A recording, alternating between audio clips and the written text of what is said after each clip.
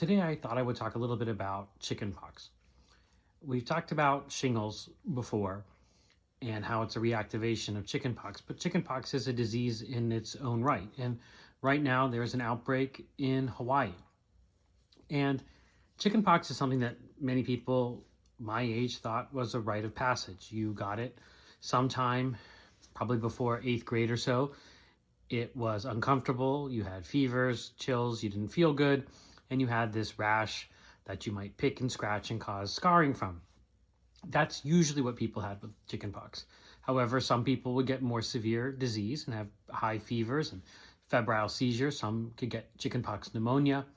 Some children could get even more sick, and there was a small percentage that would die. So chickenpox wasn't something that was good to have. It was kind of par for the course in the pre-vaccine era, and people did things like try to have chickenpox at a younger age when it's less complicated than having it at an older age. So there were things like chickenpox parties.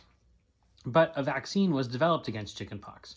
So children didn't have to go through or shouldn't have to go through any of that anymore. But it is one of the vaccines that there is lower uptake of, and that's leading to outbreaks like the one in Hawaii. And people might say, I had chickenpox. Why should my child have to not? It wasn't a big deal.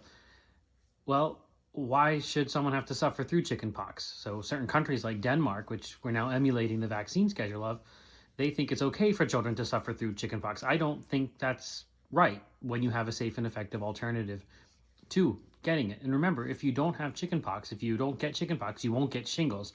And we know shingles is debilitating, leads to many complications, including people having, heart attacks after shingles episodes. So the chickenpox vaccine is very valuable and is something that is part of the childhood immunization schedule and should be that.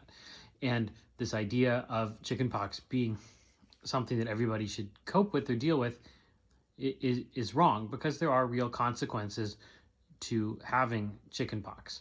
So this outbreak in Hawaii will be interesting to watch and see what happens.